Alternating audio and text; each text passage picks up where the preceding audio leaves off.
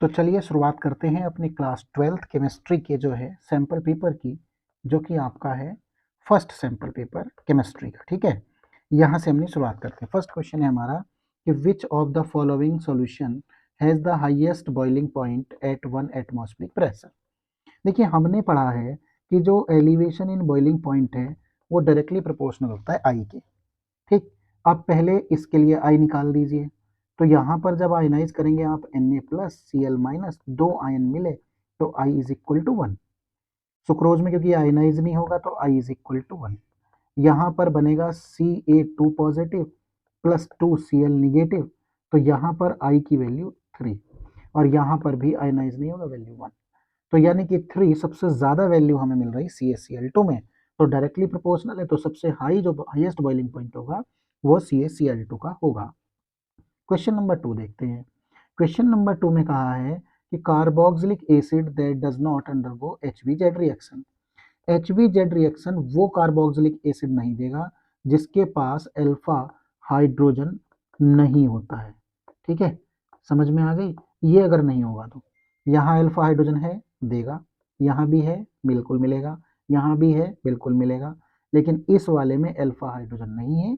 कैसे नहीं है ये देखिए, CH3 C CH3 CH3 और COOH, ये ग्रुप है मेरा COOH। इससे नेक्स्ट कार्बन अल्फा कार्बन है, उससे कोई भी हाइड्रोजन नहीं जुड़ा है, इसलिए इस पर जो है आपके क्या हो जाएंगे, कोई भी अल्फा हाइड्रोजन नहीं होगा, ये आपकी HVZ रिएक्शन नहीं देगा।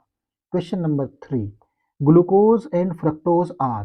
देखिए, अगर मैं ग्लूकोज और फ्रक्टोज की बात करूं तो ग्लूकोज और फ्रक्टोज में बहुत छोटा सा डिफरेंस है, जो कि आप भी जानते हैं, जिनके मॉलिकुलर क्या है, फॉर्मूले सेम है, लेकिन स्ट्रक्चरल फॉर्मूले दोनों के क्या है, थोड़े डिफरेंट हैं।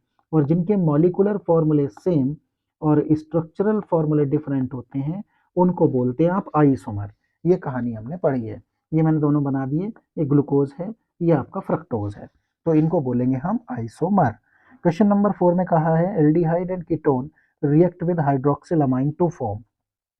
चाहे एल्डिहाइड हो या कोई कीटोन हो, यही ले लीजिए, जैसे ग्लूकोज लिखा था कि CHO, अगर मैं ग्लूकोज को रिएक्ट कराऊंगा किससे, आपका हाइड्रोक्सिलामाइन से, NH4OH से, तो ये जो मेरा कंपाउंड देगा ये देगा CHNOH, ये कंपाउंड मुझे मिलेगा।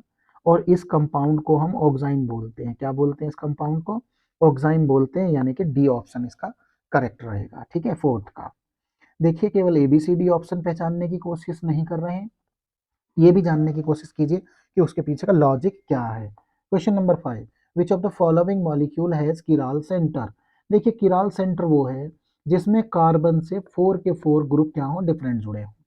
देखो, यहाँ दो ग्रुप एक जैसे हैं, ठीक, यहाँ भी CH2 है बच्चों, ये CH2 CH2OH है, एक जैसे हैं, लेकिन यहाँ देखिए ध्यान से, यहाँ पर अलग है, ये जो ये वाला है ना, ये ग्रुप OH है बच्चों, ऐसे करके।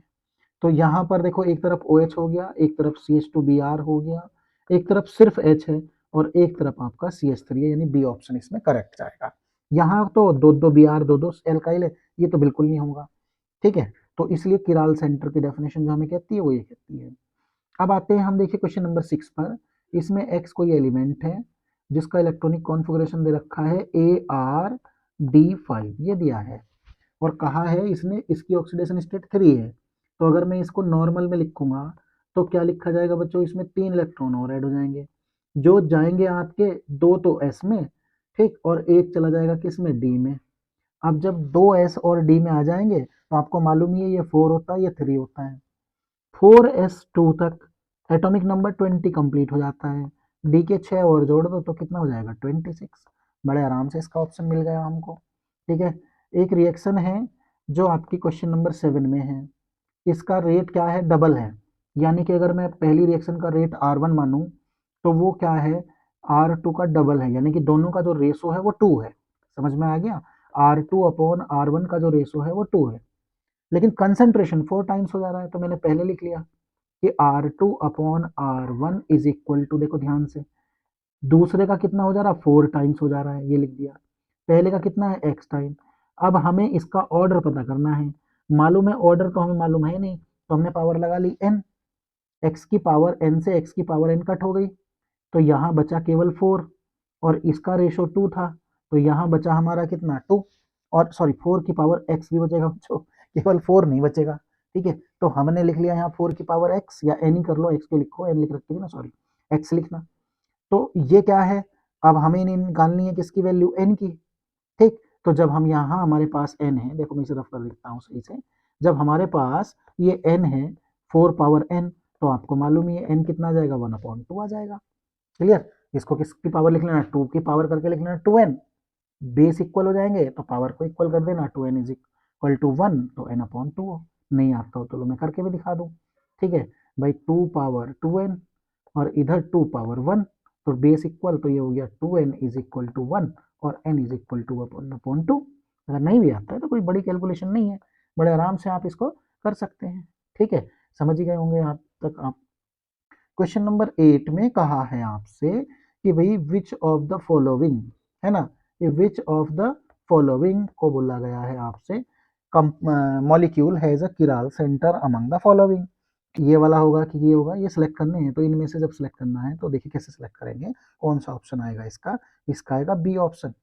बी ऑप्शन में देखो ध्यान से, देखो डी, बी में फर्स्ट और थर्ड है, देखो ये 1/2 इक्वल है दूसरे 1/2 के, ये भी 1/2 इक्वल है दूसरे 1/2 के, दोनों ऑप्शन कट गए, तो बचे ये इक्वल नहीं है देखो, और ये भी इक्वल नहीं है, ये इथाइल ये मिथाइल, ऐसे इधर भी है, तो इसलिए 1 और 3 ऑप्शन इसके करेक्ट हुए, ये ऑप्शन इसका सही जाएगा। ओके, मैं भी बीच में सोचने लग गया कि क्वेश्चन जो है कहीं गलत तो नहीं लिख लिया मैंने।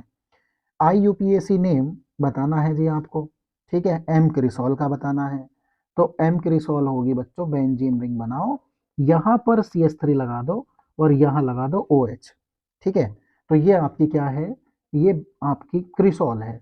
अब अगर आप इसका नेम देखेंगे IUPAC, तो क्या बनना चाहिए, 3 मिथाइल फिनॉल, क्यों, देखो मैं बता दूं, 1 मिनट को जरा, थोड़ा ऊपर चला गया, ये फिनॉल इसका मेन ग्रुप ये है, तो ये किस पर लग गया, 1 2 3 पोजीशन पर, तो ये हो गया 3 मिथाइल फिनॉल, ये ऑप्शन इसका करेक्ट गया।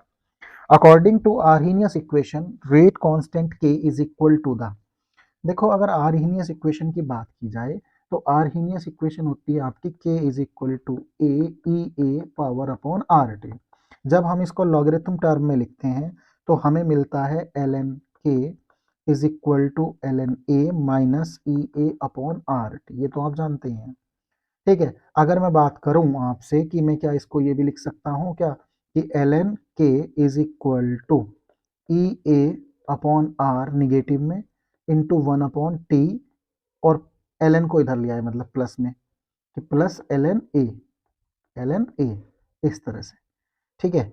तो ऐसा भी लिख सकते हैं। जब यहाँ ग्राफ आप ड्रॉ करोगे तो ध्यान से देखना 1/T में और ln K में ड्रॉ कर रहे हो, ठीक है, तो ln K और 1/T में जो है ये स्लोप आ जाएगा, यानी कि स्लोप जो आएगा आपका ये आएगा डिक्रीज वाला, क्योंकि माइनस साइन है, तो ऑप्शन नंबर ए इसका करेक्ट जाएगा, ठीक है।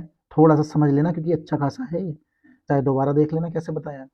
HI लगा दीजिए, अब मालूम है हमें कि निगेटिव पार्ट वहां पर लगेगा जहां आपके क्या है, कम एल्काइल ग्रुप है, और यहाँ आ जाएगा I, तो इसका जो IUPAC नेम बनेगा देखो ध्यान से, वो बनेगा आपका क्या, 1 आइडो 1 मिथाइल और साइक्लोहेक्सेन, यानी पहला ही ऑप्शन इसका सही हो जाएगा।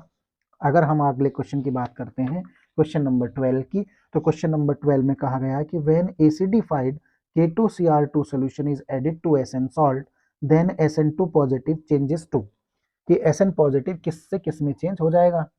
चलो इक्वेशन लिख के देख लेते हैं, Cr2O72 negative plus 14H positive ये प्लस 3SN, पूरी बैलेंस्ड लिख दे रहा हूं मैं आपके लिए, इज इक्वल टू, आप चाहे तो पहले बिन बैलेंस के ही लिख लेना, कोई मना नहीं कर रहे, 3SN4 पॉजिटिव। तो अब ऑप्शन तो मिल ही गया होगा कि 2 किस में बदला है, 4 पॉजिटिव में चेंज हो चुका है, ठीक है। इक्वेशन आनी चाहिए ये आपको, इक्वेशन नहीं आएगी तो गड़बड़ हो जाएगी आपकी। Clear, when KMnO4 solution, next देख लीजिए, नेक्स्ट क्वेश्चन में कहा है when KMnO4 solution is added to oxalic acid, अगर KMnO4 सॉल्यूशन को हम ऑक्सैलिक एसिड में डालते हैं तो कह रहा है decolourisation is so being that becomes instantaneous after some times because, कि ऐसा क्यों है, ऐसा इसलिए होता है, हमने एक लाइन पढ़ी है कि Mn2 पॉजिटिव जो होता है हमारा, ये क्या करता है, acts as auto catalyst, speed up the rate of reaction, तो यानी कि इसमें कौन सा ऑप्शन सही जाएगा हमारा, डी ऑप्शन सही जाना चाहिए। क्लियर, ये इसी का बच्चों और पार्ट में था, ये इसी के और पार्ट में था। क्लियर, अब आपके आते हैं अजरसन रीजन, जो कि क्वेश्चन नंबर किससे स्टार्ट होते हैं आपके 13 से। क्वेश्चन नंबर 13 में आपको सिलेक्ट करके बताना है कि कौन क्या है। देखिए क्वेश्चन नंबर 13 कह रहा है given below are two statement labelled as assertion reason, और करेक्ट करना है। ठीक है, तो अजरसन रीजन में कहा है assertion ortho and para nitrophenol can be separated by steam distillation. ठीक है, ये तो बात ट्रू है, इसके सामने ट्रू लिख दीजिए। Ortho and para associate through the intermolecular hydrogen bonding, way while जो पैरा आइसोमर है एसोसिएटेड थ्रू द इंट्रामोलिकुलर, ये तो उल्टा लिखा है, ये बात फॉल्स है। ठीक है, जो बात इसमें होती है वो आपने भी पढ़ी है कि जो आपका पैरा वाला होता है वो इंटरमोलिकुलर हाइड्रोजन से होता है, जो ऑर्थो वाला होता है वो इंट्रा से होता है। ठीक है, इसने पैरा को इंट्रा लिख दिया, तो अपोजिट लिखी है, यानी कि ये ट्रू है ये फॉल्स है। और इस तरह की कंडीशन में सी ऑप्शन बैठेगा आपका। कौन सा ऑप्शन बैठेगा? सी ऑप्शन करेक्ट बैठेगा। क्वेश्चन नंबर 14 को देखिए ध्यान से। तो क्वेश्चन नंबर 14 में भी क्या है कि benzoic acid does not undergo Friedel craft reaction.